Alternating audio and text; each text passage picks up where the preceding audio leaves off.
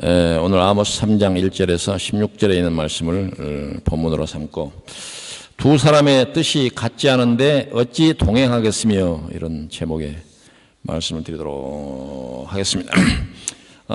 이제 아모스 성경 본문을 삼아서 세 번째 말씀을 드리게 되는데 제가 한국 가기 전에 말씀을 드렸기 때문에 조금 여러분들이 그런 일이 있었나 이렇게 조금 기억이 희미해진 분들도 있겠지만 기억을 되살리면서 오늘 말씀을 듣게 되기를 바랍니다.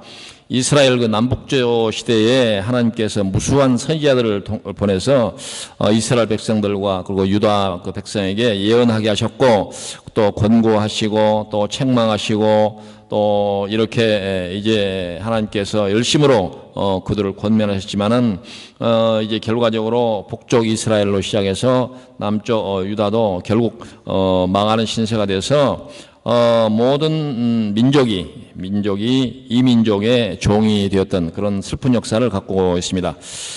그리고 이 북쪽 이스라엘은 그 이제 망하는 데 그치지 않냐고 이스라엘 그 12지파 가운데서 10지파가 북쪽 이스라엘이라고 나라로 이렇게 나눠져 갔었는데 그 북쪽 10지파는 후에 완전히 소멸돼 버려서 없어지는 그런 민족의 아픔을 겪게 되었고 이제 남은 유다도 이제 후에 뒤를 이어서 망한 후에 70년 동안 종살이를 하게 되었습니다.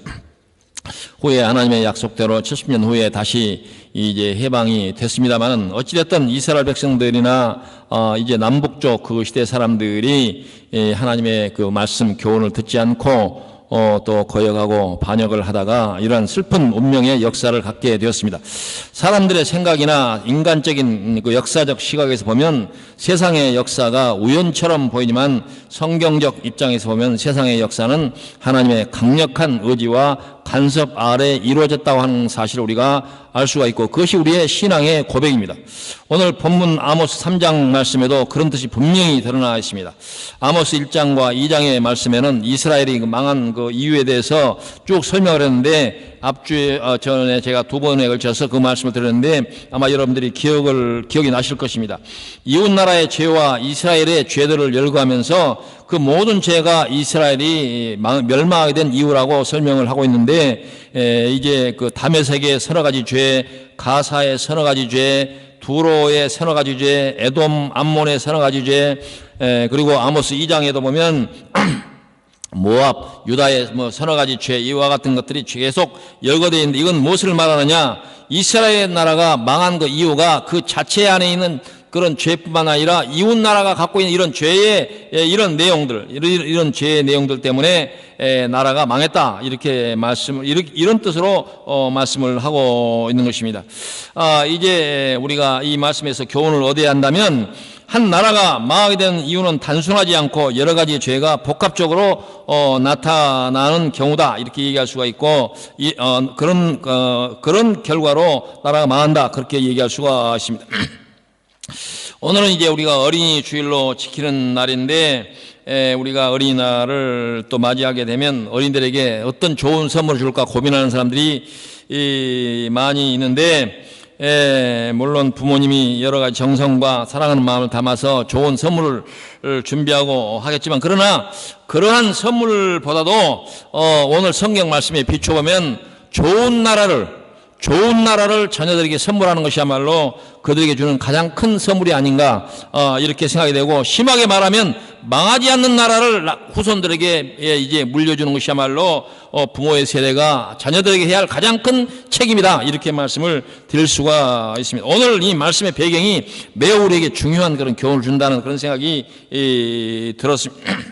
그래서 오늘 이 아모스 3장 말씀이 오늘 어린이날 주일을 맞이하는 우리들에게 좋은 교훈의 말씀이 되는데 저는 이 말씀의 가장 핵심적인 그런 교훈이 우리 후세들에게 어린이들에게 좋은 나라를 선물하자 이런 뜻으로 우리가 이해해야 된다 그렇게 말씀을 드리고 싶습니다. 오늘 이제 그 본문 안에 그 힌트가 있다고 생각이 되는데 왜냐하면 하나님께서 이스라엘이라고 한 나라를 택하시고 이스라엘에게 여러 가지 그 교훈과 예언과 권면의 말씀을 주신 것은 이스라엘이 이 일상 가운데서 하나님께서 바라는 가장 어떤 스탠다드형 가장 모험적인 그런 나라가 되시기를 바라고 여러 교훈을 주셨을 것이다. 우리가 이렇게 생각을 한다고 한다면 좋은 나라에 대한 힌트가 바로 여기 있다. 그런 얘기입니다. 하나님께서는 이 성경, 이스라엘을 배경으로 성경 말씀을 주셨고, 그리고 이스라엘의 역사가 또 바로 이 성경의 교훈이 되게 하셨습니다. 이스라엘은 바로 하나님의 말씀을 받은 민족입니다.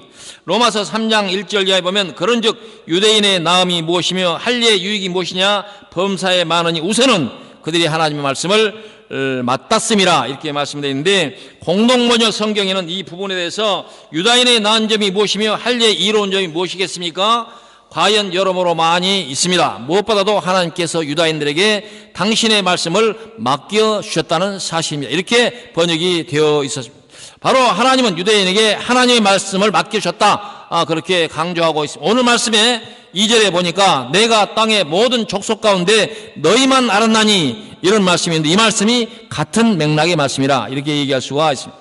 그러나 오늘 21세기에 우리 현실적으로만 보면 하나님께서 유다 백성들에게 하나님의 말씀을 맡긴 것이 아니라 한국 백성들에게 하나님의 말씀을 맡겼다. 저는 그렇게 이해가 됩니다. 이것은 성경적 배경이 있다는 것이 아니라 지금 현실적으로 그렇다. 그런 현실적으로 전 세계에 지도를 놓고 이제 만약에 종교적인 그 색채에 따라서 그림을 그린다면 아직은 여러 가지 우리 한국 교회가 문제가 많이 있지만은 이 세계의 기독교 세계 안에서 한국이 아직은 희망의 나라다, 그런 얘기입니다.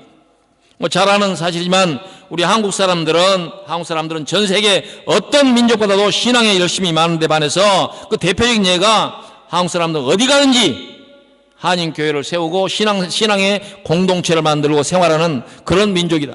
어떤 나라도 이런 민족이 없습니다. 최근에는 이제 중국 사람들이 신앙생활하면서 외국에 가서도 중국인 교회를 많이 세운다고 하는데 아직은 한국 교회를 못 따라옵니다.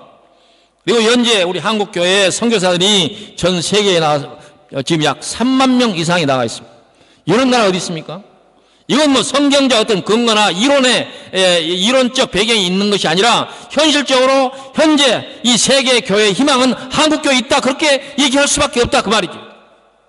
그러므로 이와 같은 말씀을, 이와 같은 현상들을 우리가 미루어 우리가 이제 해석을 한다면 하나님께서 한국 백성들에게 하나님 말씀을 맡겼다, 그렇게 이해해도 된다, 그런 얘기.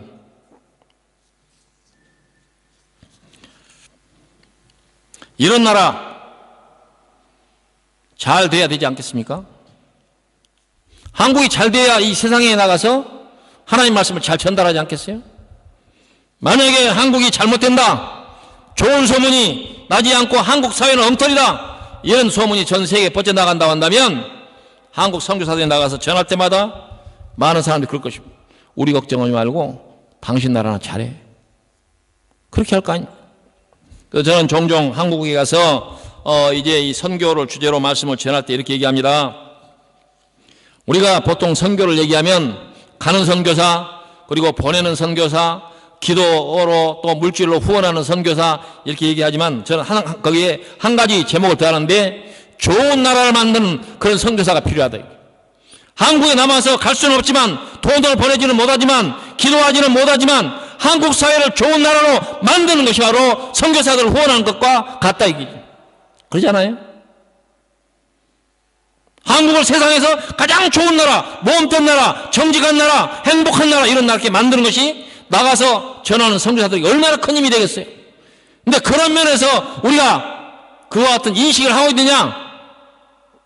그렇지 못한 것이 현실이다, 이거지. 열심히 돈을 내고 열심히 보내고 열심히 기도를 하지만 우리가 우리나라를 좋은 나라를 만드는 일에 대해서 그만큼 열심히 내고 있느냐? 그렇지 않는 부분이 너무 많다, 이게.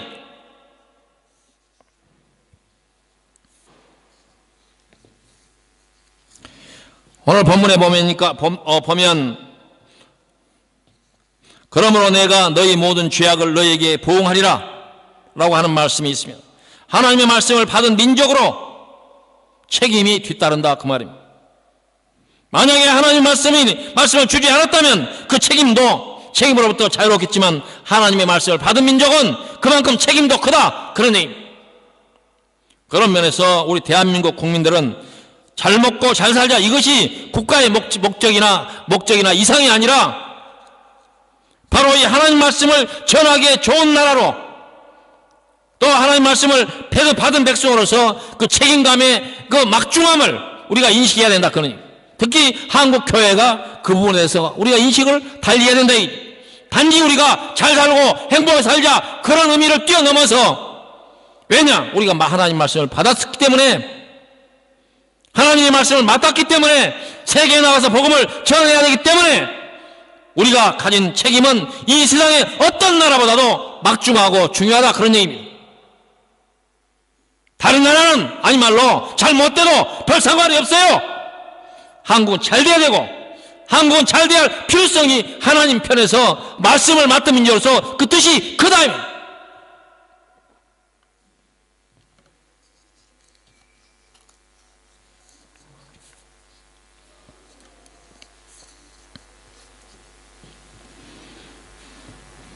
하나님의 말씀을 받은 민족으로 그 책임의 막중함을 우리가 반복해서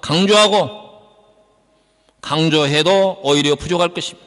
그게 바로 오늘 아모스 선지자가 이 이스라엘에 주는 교훈이고 바로 예언이라고 할 수가 있습니다. 하나님께서는 이스라엘 향하여 3절에 이렇게 말씀합니다. 두 사람이 뜻이 같지 않은데 어찌 동행하겠으며, 이렇게 말씀합니다.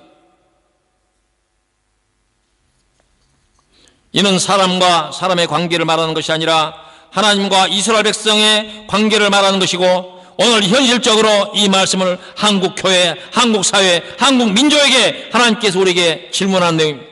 내가 너희와 같이 동행할 수 있냐?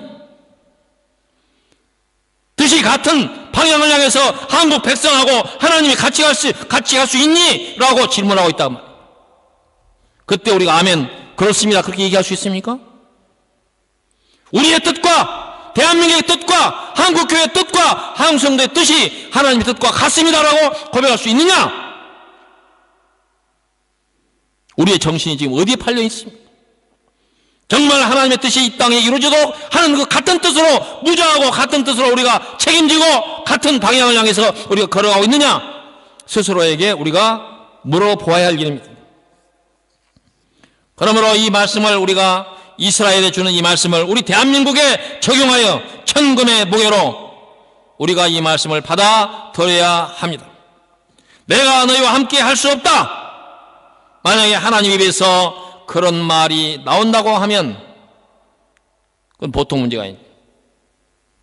하나님께서 내가 너희와 뜻이 같냐고 물었을 때 우리가 뜻이 같다라고 얘기할 수 없다고 한다면 이 문제가 가벼운 문제냐? 그런 말입니다.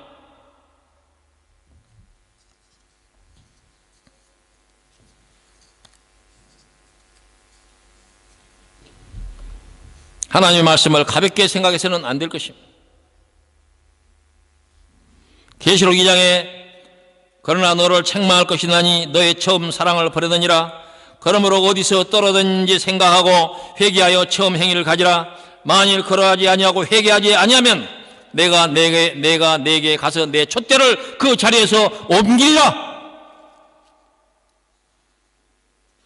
그 결과 어떻겠습니까? 오늘날 이 말씀의 배경이 되었던 그 에베소 교회는, 제가 그 에베소를 한 2번 정도 가보았는데 완전히 신앙의 볼모지가 되었습니다. 거기에서 기독교 신앙생활하는 사람들은 선교사들 뿐입니다. 거기서 한두 명 개종 온 사람도 있다고 그러는데 내가 볼 때는 현찬해요.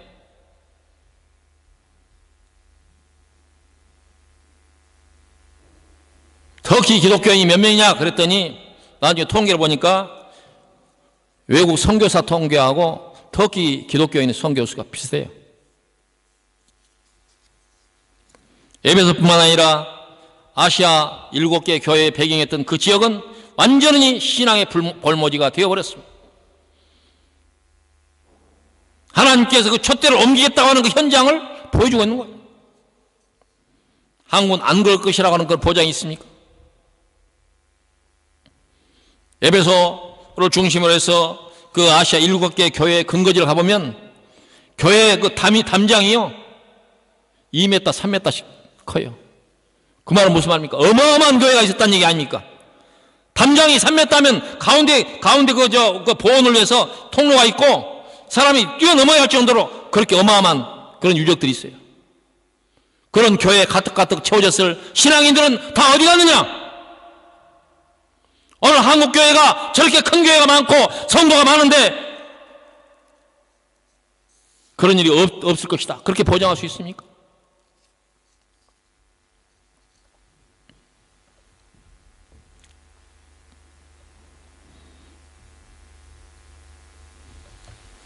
오늘 말씀 가운데서 그 두 사람이 뜻이 같지 않은데 어찌 동행하겠으며 라고 하는 말씀 뒤에서 나오는 말씀이 사자가 옮긴 것이 없는데 어찌 수풀에 부르짖겠으며 젊은 사자가 잡은 것이 없는데 어찌 굴에서 소리를 내겠느냐 덫을 땅에 놓지 않았는데 새가 어찌 거기에 치이겠으며 잡힌 것이 없는데 덫이 어찌 땅을 튀겠느냐 성읍에서 나팔이 울리는데 백성이 어찌 두려워하지 아니하겠으며 여호와의 행하심이 없는데 재앙이 어찌 성읍에 임하겠느냐. 이 말씀을 여러 가지 길게 얘기했지만 한마디로 말하면 하나님께서 용서하지 않겠다 그런 얘기입니다. 하나님께서 한 번 내가 그 책임 묻겠다라고 한 말에 대해서 변기함이 없다 이게. 시체말로 얄짤 없다 그 말이에요. 하나님이니까 용서하시겠지. 그렇지 않습니다. 하나님께서 용서가 없다 라고 하는 말을 강조하기 위해서 두 번, 세 번 이 말씀을 반복하고 있는 것입니다. 어느 부모가 하도 자식이 말을 안 들으니까 내가 호적에서 파버리겠다. 무서운 말 아닙니까? 부모 자식 간에 할 수 있는 얘기입니까? 그러나 하나님께서 이스라엘 백성들에게 하신 말씀은 그보다 더 무서운 말입니다. 더 무서운 말이에요. 우리가 이 더 무서운 말로 엄중하게 이 말씀을 받아들이고 있느냐? 설마가 사람 잡는다는 말이 있습니다. 설마요? 하나님은 무서운 분입니다. 하나님은 사랑의 하나님이지만 또한 무서운 분입니다. 무섭고 또 무섭고 두려운 분입니다. 최근에 어떤 신문에서 누가 그러니 내가 우습게 보이나? 이렇게. 하나님이 그렇게 말씀할지 모릅니다. 내가 그렇게 우습게 보이니? 내가 그렇게 우습게 보이니? 그 말을 반복적으로 지금 얘기한 거예요.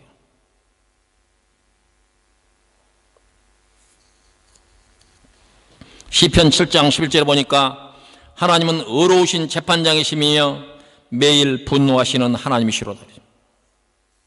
매일. 왜 그러겠어요?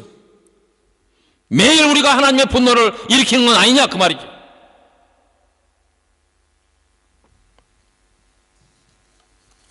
그러나 하나님께서 까닭없이 분노하시겠습니까? 7절 이하에 보니까 주 여호와께서 자기의 비밀을 그 종 선지자들에게 보이지 아니하시고는 결코 행하심이 없으시리라. 사자가 부르짖은즉 누가 두려워하지 아니하겠느냐? 주 여호와께서 말씀하신즉 누가 예언하지 아니하겠느냐라고 하는 말씀이 있습니다. 이 말은 무슨 말이냐? 하나님께서 그 벌을 주시기 전에 이미 수없이 선지자들 통해서 경고했다 그 말. 반복적으로 경고했다 그 말입니다.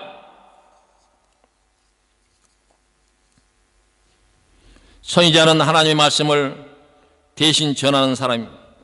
자기 자신의 생각이나 자기 자신의 말이나 자기 자신의 목적이나 어떤 이해관계를 가지고 전하는 사람이 아닙니다. 오직 하나님이 하라 하신 말씀을 전해야 되고 또 전해야 할 사명이 있는 사람들이 바로 선지자입니다. 그것이 바로 하나님의 말씀을 받은 선지자의 의무이고 그리고 그 말씀을 받은 민족의 의무이고 그게 바로 우리 대한민국에 주어진 의무다 이런 얘기입니다.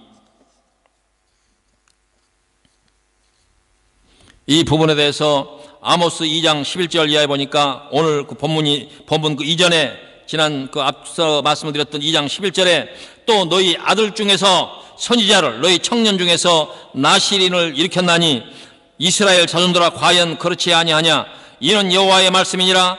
그러나 너희가 나실 사람으로 포도주를 마시게 하며 또 선지자에게 명령하여 예언하지 말라 하셨느니라. 이 말이 무슨 말입니까?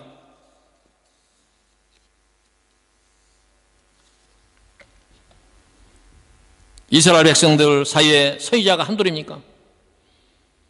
그러나 선지자들을 잡아 죽이고, 심한 경우는 잡아 죽이고, 또 선지자들을 갖다가 탄압을 하고, 또 폭력을 가하고, 이런 일이 얼마나 많습니까? 그렇지 않다고 하더라도 선지자들이 말씀을 전할 수 없는 그런 분위기, 강압적인 분위기, 위협, 그런 일이 없습니까?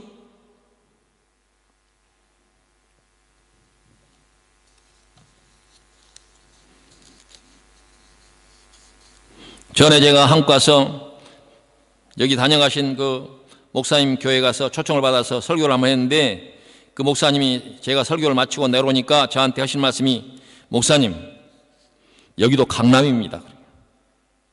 그 말씀이 무슨 말이냐? 그 제가 설교 내용 중에서 부자를 책망하는 그런 내용이 나왔는데, 이 강남에서는 그런 얘기하면 위험합니다. 여기도 강남입니다.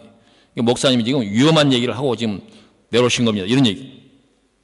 그리고 본인의 경험을 말하면서 그 교회 장로님 한 분이 부자가 무슨 죄인이요? 그러고 교회를 떠났다는 거예요. 그런 이력이 있는 교회에 와서 부자에 대해서 경고, 굉장히 위험한 얘기를 했다. 이런 얘기죠. 제가 전에 독일 로스톡에 가서 말씀을 전한 적이 있는데, 그 독일인 성도가 제가 설교를 마치고 나왔더니 왜 지옥 얘기를 하느냐, 그렇게 항의를 했어요.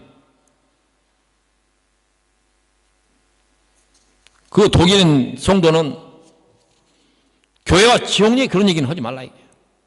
이 교회 와서 위로받고 즐겁고 행복하고 이런 것이면 됐지 왜 그런 얘기 하느냐, 이런 얘기.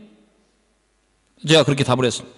목사는 성경에서 하라고 하는 얘기를 피해갈 수 없습니다.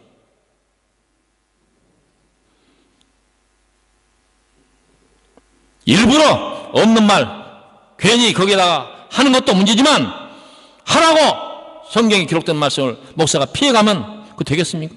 그래서 그게 설교가 되겠습니까?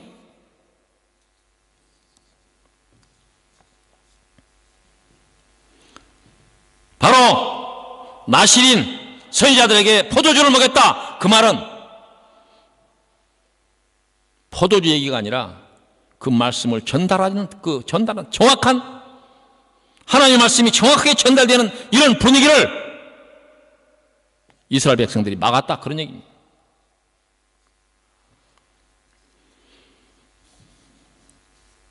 우리나라는 말씀드린 대로 하나님의 말씀을 받은 나라입니다. 변명의 여지 없이 하나님의 말씀을 받은 나라입니다. 그러나 오늘날 많은 사람들이 염려하고 많은 사람들이 걱정하는 것은 한국교회 강단이 혼탁해지고 있다. 바른 강단이 없다. 바른 말씀이 전해지는 곳이 없다. 교회도 목사도 없다.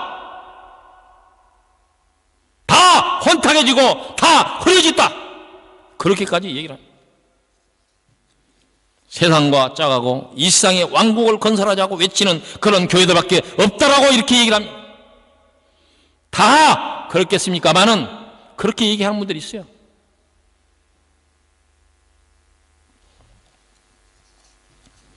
지난번 한국 갔을 때 그 공부하는 목사님들 모임에 가서 잠깐 제가 그 말씀을 전했던 얘기를 했던 적이 있습니다. 거기서 제가 얻어온 듣지는 못했는데 자료만 얻어왔는데, 이번에 그 자료를 이렇게 보니까 그 문건 제목이 한국교회 재건운동 이렇게 되어 있는데, 한국교회 재건운동이 대상이 되는 그 문제점을 이렇게 정리를 해놓은 것을 보았습니다. 교회의 이교화. 그 말이 뭔 말인가 봤더니 그 옆에 설명이 되는데, 세상보다 더 세상화된 교회, 세상의 윤리의식에도 못 미치는 교회, 거룩함 상실, 혼합신앙, 그래가지고 안고 그 가로에다 이렇게 써놨더라고. 안고 없는 찐빵. 한국교회가 현재 안고 없는 찐빵. 안고 없는 찐빵이란 무슨 말입니까? 하나님의 정확한 메시지가 사라진 혼탁한 강단이 넘쳐난다, 그런 얘기 아닙니까? 이거 두 번째, 교회의 개토화. 그래서 개토화가 뭐냐, 저도 잘 개토가 뭔가 좀 찾아봤더니 옛날 그 2차 대전 때 독일의 그 유태인들의 집단 초원을 개토라 그렇게. 이 말에 대한 그 설명에서 이렇게 쓰여 있더라고요. 세상의 비판에 눈과 귀를 막아 성벽을 쌓고 개교회주의에 매몰된 상태, 비상식적인 교조주의, 그리고 어떤 종교신문에서는 이 부분을 이렇게 설명한 부분인데, 시대 정신과 보편 상식이라는 면에서 한국교회가 한국 사회에 왕따를 당하고 있다는 지적이 있다.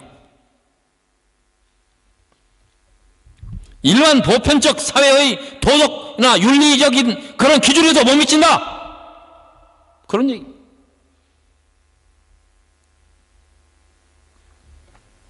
한국교회는 이미 빛과 소금이라고 하는 그런 역할에서 제외된, 자취를 감춰버린 그런 교회의 모습이다. 그렇게 지적을 하고 있습니다. 이 밖에도 한국교회 문제점들이 12개 정도가 더 있었는데, 그 중에 한국교회 청년들의 복음화율이 3%. 지금 청년들의 복음화율이 3%. 교회 청년들이 사라진 시대를 살아요. 뿐입니까? 주일학교가 없는 교회가 태반이에요. 뿐입니까? 아예 아이를 안 낳아버립니다.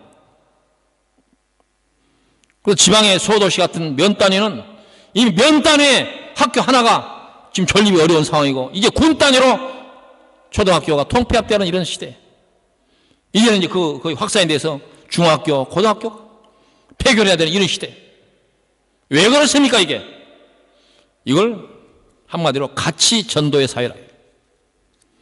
가치관을 추구하는 사회가 아니라 이익만, 모든 사회가 이익만 추구하는 그런 사회로 가고 있고, 이러한 이익만 추구하는 사회를 향해서 교회는 제도적 메시지를 전달하지 못하고 지금도 건물 짓는 일에 혈안이 돼서 그 일만 최선을 다하고 있다. 그렇게 지적을 받는다고 말이에요. 시대 정신에도 맞지도 않고 시대착오적인 일반 사회의 수준에도 못 미치는 그런 교회의 모습으로 전락을 했다. 그렇게 얘기하는 거예요.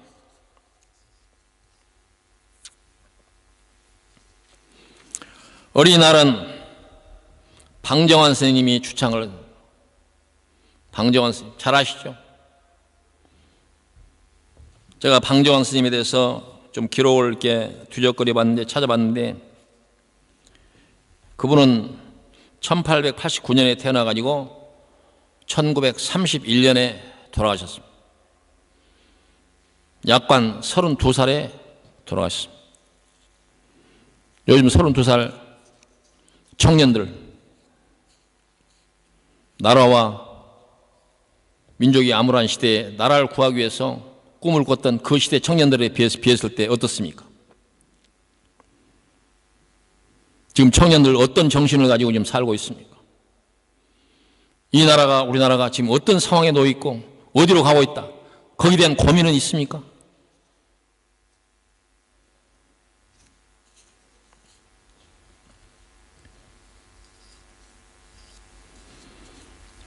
어쩌면 일본의 제국주의의 강압적인 그런 통치 아래 있을 때 방정환 선생은 꿈을 가지고 어린이들을 잘 길러야 된다. 그래야 우리나라가 독립이 될 수 있다. 그래서 그분은 어린이 운동만 한 것이 아니라 독립운동도 했더라고요. 그래서 1919년 만세운동 직후에 그 양반이 연세가 그때 당시에 22살, 21살 그 나이, 21살, 22살. 그때 동경에서 친구들을 모아가지고 색동회를 만들고 잡지를 만들고 어린이 계몽운동하고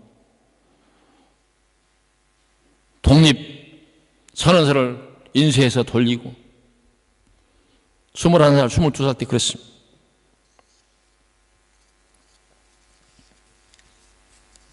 어쩌면 그 암울한 시대에 그들은 희망을 가지고, 독립이라고 하는 희망을 가지고 그렇게 노력을 하고 생명의 위협을 무릅쓰고 일을 했을 것입니다. 그러나 지금 우리 한국의 현상을 볼 때 제가 너무 지나치게 비관적으로 그렇게 보는지 모르지만 아이를 낳지 않는데 무슨 희망이 있습니까? 그러잖아요. 아이가 있어야 교육을 시키든 꿈을 심어주든. 1960년대 우리나라의 어린이가 한 해에 100만 명씩 낳았습니다. 지금 30만 밑으로 떨어졌습니다. 3분의 1로 급감을 하고 있고, 요새 젊은 사람들 얘기 들어보면 결혼 안 하겠다, 꼭 해야 되느냐, 해도 아이 낳지 않겠다, 그런 얘기를 아주 가볍게 듣습니다. 결혼해서 아이 낳고 살아야 이게 정상이다, 그렇게 얘기하는 저만 소위 젊은 사람 말로 꼰대, 이상한 사람 쳐다보듯 하더라고. 꽤 캐먹은 생각이 나는 그런 꼰대로 생각해요.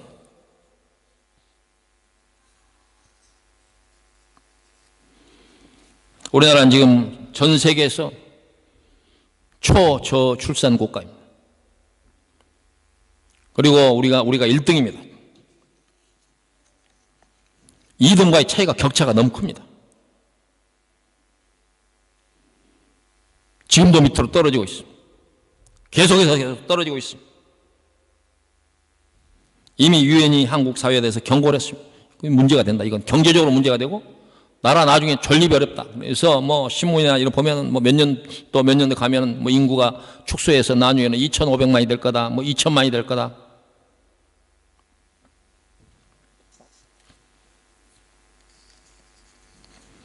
가장 큰 이유가 어디 있느냐? 한국 사회가 가치 중심의 그런 사회가 아니라 이익 중심의 사회로 변질되었기 때문입니다. 이런 사회를 바로잡아야 할 그런 교육 현장, 학교, 가정, 교회, 이런 교육의 주체들이 가치 위주의 교육을 포기했습니다. 철저하게 포기했습니다. 이익 위주의 교육만 합니다. 경쟁교육, 이것만 합니다. 본문 9절 이하에 보니까 아스돗의 궁궐들과 애굽 땅의 궁궐들에 선포하여 이르기를 너희는 사마리아 산들에 모여 그 성 중에서 얼마나 큰 요란함과 학대함이 있나 보라 하라. 자기 궁궐에서 포학과 겁탈을 쌓는 자들이 바른 일을 행할 줄을 모르느니라. 이 말을 그 쉬운 공공번역 성경에서 이렇게 됐어요. 아시리아의 궁궐의 말을 전하여라. 이집트의 궁궐의 말을 전하여라. 모두들 사마리아 언덕에 올라와 보게 라고 번역이 됐어요. 이 말은 무슨 말이냐면, 쉽게 설명하면 세상 사람들아 저 사마리아 좀 봐라, 이런 얘기입니다. 사마리아는 이스라엘의 수도입니다. 이집트는 아수르, 유다와 이스라엘 끝없이 적대적인 이런 행동을 해왔던 아수르와 이집트 사람들아, 이미 이때는 역사적으로 이집트는 이미 사라지고 없어요. 바로 그런 나라를 향해서, 없어진 그런 나라를 향해서 저 사마리아 꼴 좀 봐라, 이런 얘기입니다. 그 안에 들어가보니까 온갖 탐욕과 온갖 폭력과 온갖 환락만 넘쳐나고 있지 않니? 그러니 하나님의 나라, 하나님의 백성, 세상에 몸된 나라를 만들어서 세상 사람들이 야, 우리가 이스라엘을 본받자라고 하는 나라가 돼야 되고, 이런 나라를 하나님 꿈꾸면서 이 나라에 말씀을 주는데 이 나라가 세상의 웃음거리가 되었다, 그런 얘기입니다. 아주 꼬라지 좀 봐라, 그런 얘기입니다.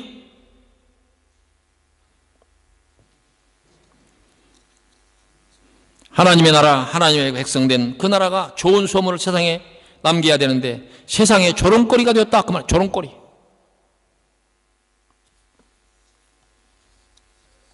10절에 자기 궁궐과 포학과 겁탈을 쌓는 자들이 바른 일을 행할 줄을 모르니라. 그리고 뒤에서 여호와의 말씀이라 이렇게 되어 있어요. 이 말을 강조할 때 나옵니다. 공동번역 성경은 이 부분에서 또 이렇게 얘기합니다. 바른 일을 하려는 사람은 하나도 없구나. 궁궐에서는 권력으로 남을 등쳐먹는 자들 뿐이다.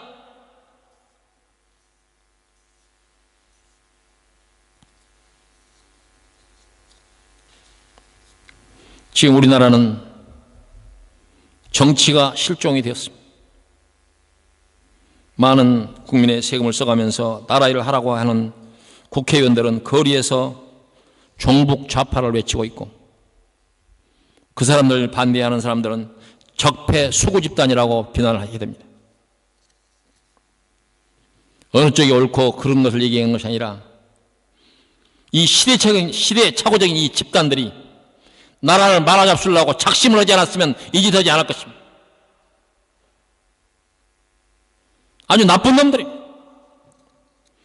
대한민국의 정치하는 놈들 나쁜 놈들입니다. 나쁜 놈들.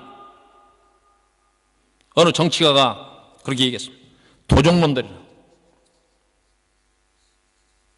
옛날 일본 시대에 한참 일본이 정치가 혼탁할 때 일본 신문이 그렇게 보도했습니다. 민나 도로보데스. 다 도둑놈이다. 그렇게. 일본 정치를 향해서 그렇게 외쳤습니다. 우리 한국의 정치를 향해서 그런 말도 아깝습니다. 도둑놈이라고 하는 말도 아깝습니다. 나쁜 놈들이.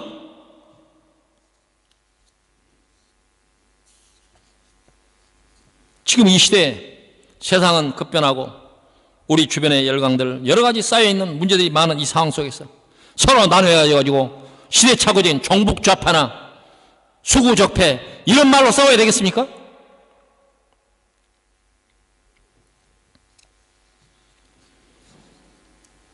정치가 이러다 보니까 우리나라의 모든 영역이 종북 좌파와 적폐 수구로 나누어 싸움질을 하고 있습니다.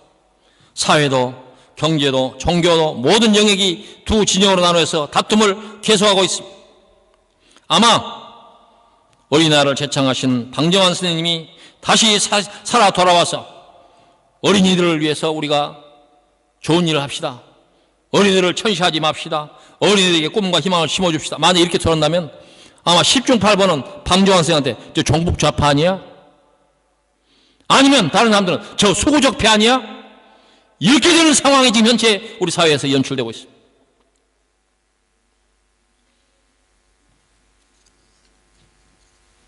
작년에 유럽 기독교 청년합회가 결성이 될 때 한국에서 꽤 유명한 교회 목사님이 와가지고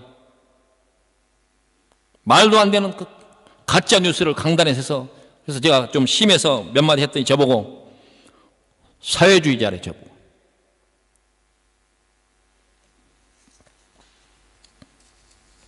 그래서 나는 사회주의자가 아니고 예수주의자입니다. 그 지경입니다. 목사님들 입에서 종북 좌파 얘기가 그냥 나옵니다. 그 뭐입니까? 교회가 세상에 대해 좋은 교훈을 주는 이런 역할을 하는 것이 아니라 이 사회 정치에 이 물이 들어가지고 목사들이 혼도 빠지고 정신도 빠지고 신앙도 내팽개치고 그들의 주구가 되어가지고, 그것이 한국교회 현실입니다.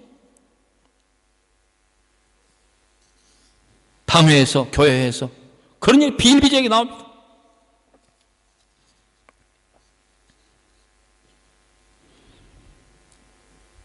어디에 가서 말씀을 전하면 둘 중 하나가 돼야 됩니다. 목사도 저 사람은 종북 좌파구나 라든지 아니면 수구 적폐 세력이구나, 둘 중에 하나가 돼야 됩니다. 원하든 원치 않든 간에 둘 중에 하나가 돼야 돼요. 그러니 젊은 사람들이 교회에 남아있겠습니까? 3%도 많을 거예요. 이제 다 떠나는 거예요.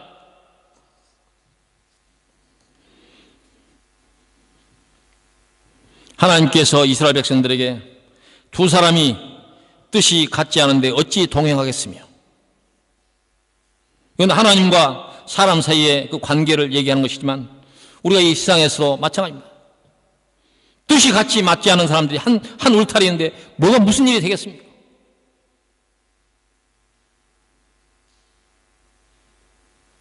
어젠가 오늘인가 북한은 또 미사일인가 뭔가를 또 발사했대요. 또 남쪽에서는 또 안에서 또 찍고 또 싸워요.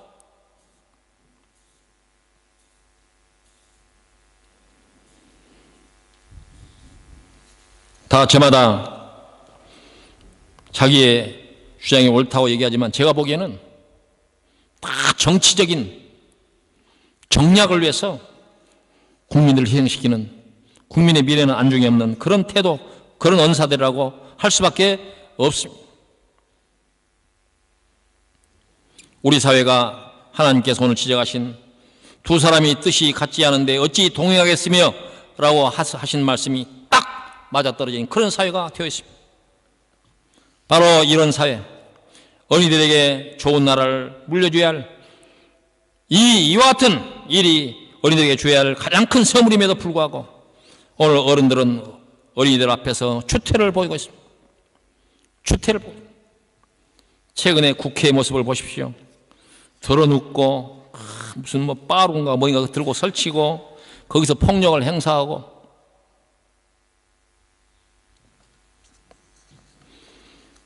하나님께서 이런 이스라엘 향해서 뭐라고 말씀했습니까? 내가 너희 모든 죄악을 너희에게 보응하리라 라고 말씀하고 있습니다. 11절 이하에 보니까 그러므로 주 여호와께서 이와 같이 말씀하시되 이 땅 사면에 대적이 있어 내 힘을 쇠하게 하며 내 궁궐을 약탈하리라. 여호와께서 이와 같이 말씀하시되 목자가 사자 입에서 양의 두 다리나 귀 조각을 건져냄과 같이 사마리아에서 침상 모서리나 걸상에 방석에 앉은 이스라엘 자손도 건져냄을 입으리라. 주 여호와 만군의 하나님의 말씀이니라.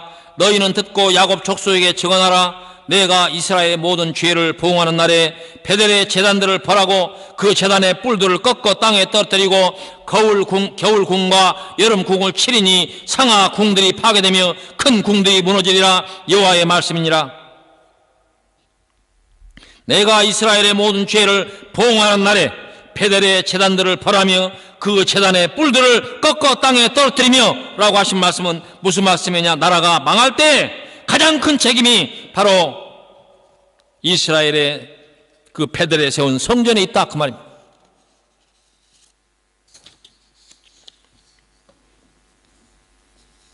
그건 바로 그 이스라엘을 향해서 바른 메시지를 전달해야 할 그 성전이 바른 메시지를 전달하지 못하고 바로 이웃나라 아수르와 이집트의 웃음거리가 되어버린 이와 같은 상황을 설명하는 것입니다.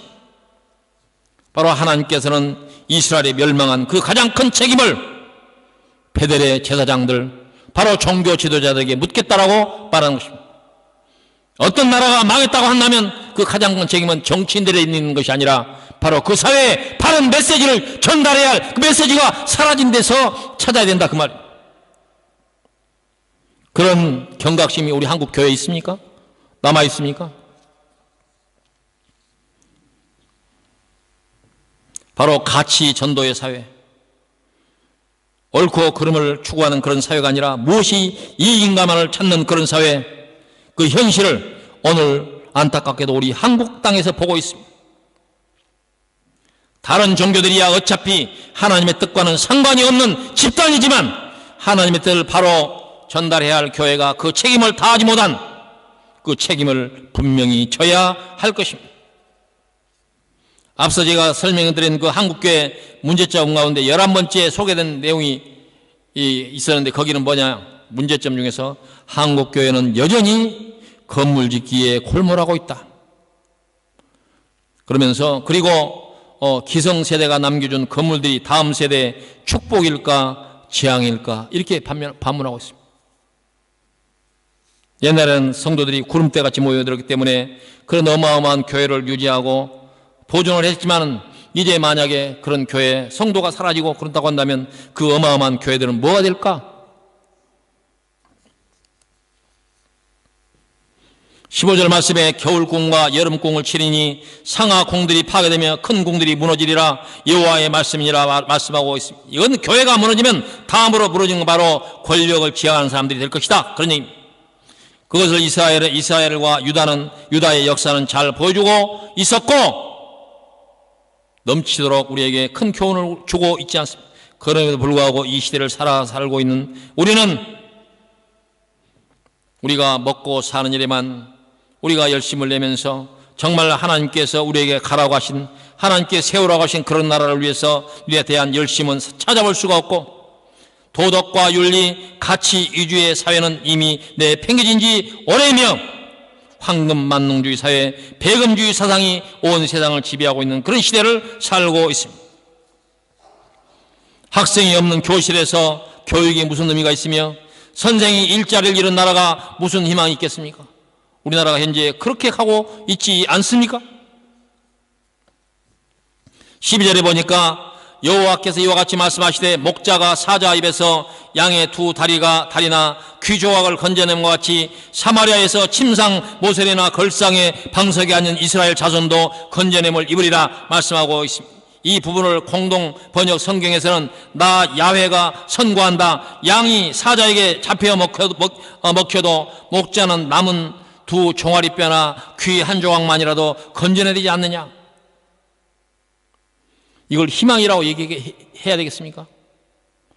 사자가 양을 잡아먹어버렸는데 가서 목자가 찾아보니까 다 먹어버리고 정강이 뼈 두 개가 이 입에 남아있다. 그리고 귀 조각 하나 그걸 꺼내는데 그걸 희망이라고 얘기해야 되겠느냐, 그 말이죠. 그거 희망입니까? 그런 시대에 우리가 살고 있습니다.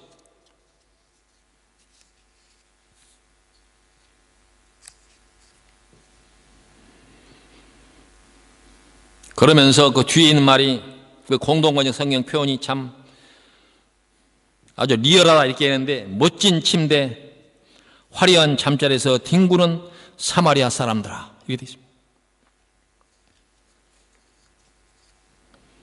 13절 이하에 보니까 이 말을 듣고 야곱 가문에게 똑똑히 일러라. 주 만군의 하나님 야훼의 말씀이다. 이 말씀을 사자가 양을 잡아먹었는데 목자가 겨우 사자 입속에서 양의 종아리 뼈를 건져내고 좋아해야 할 것이냐, 그런 얘기. 저는 우리나라, 우리 사회, 우리 한국교회에서 엄청난 절망감을 느낍니다.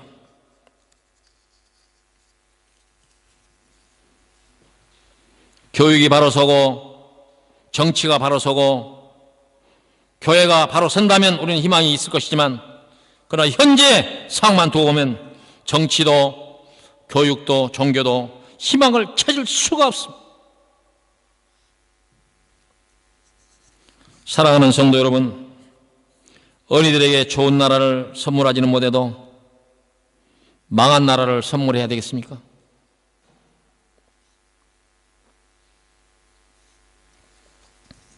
어떤 사람은 오복사들은 너무 비관적으로 보는 거 아니냐, 그렇게 얘기할지 모르지만 여러분들이 오늘 함께 이 본문을 읽었습니다.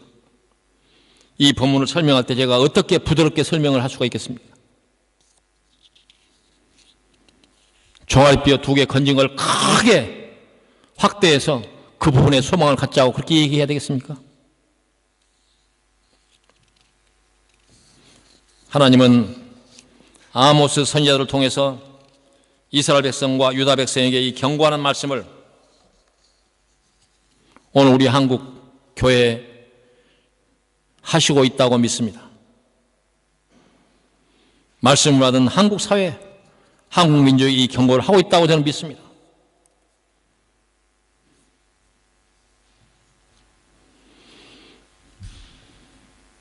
정말 이 말씀 앞에서 하나님의 말씀을 받은 성도로서, 그리고 대한민국 국민으로서 정말 깊은 고민과 우리 자신들을 돌아보는 그런 기회가 되기를 바라고, 오늘 이 아모스 3장을 통해서 우리에게 주시는 이 말씀 앞에서 아멘, 그렇습니다 라고 고백할 수 있기를 바랍니다. 기도하십시다. 고맙고 감사하신 여호와 아버지 하나님, 오늘 이 아모스 선지자를 통해 주신 이 말씀 속에서 어디서 우리가 소망을 가지며 어디서 희망의 한 건더기를 발견해야 되는지 참으로 고민이 됩니다. 오늘 우리 한국 사회를 바라보면서 하나님 말씀을 받았다고 우리가 좋아할 수만은 없는 이 현실을 바라보면서 우리는 망해버린 민족이 소멸되어 버린 이스라엘보다 낫다라고 그렇게 얘기할 수 있는지 참으로 하나님 앞에서 우리의 판단이 서지 않는 그런 마음을 솔직하게 고백지 않을 수가 없습니다. 오늘은 어린이날인데 우리 한국 사회가 어찌하다 보니까 어린이가 없는 세상이 되어가고 있습니다. 이런 세상을 바라보고 한국교회는 아직도 정신 차리지 못하고 한국 정치는 싸움질을 하고 한국 사회는 어느 한편으로 나뉘어져서 손가락질하면서 싸우고 있는 이런 지경을 우리가 보고 있습니다.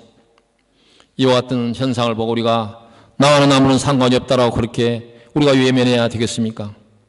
어린이날에 우리가 어린이들을 위해서 자녀들을 위해서 좋은 음식, 좋은 옷으로 그들에게 선물을 할 것이 아니라 정말 좋은 나라를 그들에게 선물해야겠다고 하는 이런 우리 마음의 깊은 성찰과 고민이 있게 하여 주시옵소서. 우리 한국교회, 우리 온 사회 모든 국민들이 마찬가지지만 그중에 우리 한국교회 강단이 바로 서서 하나님의 말씀을 바로 전달하는 그런 강단으로 회복될 수 있도록 인도하여 주시옵소서. 사람으로서는 할 수 없는 일로 믿습니다.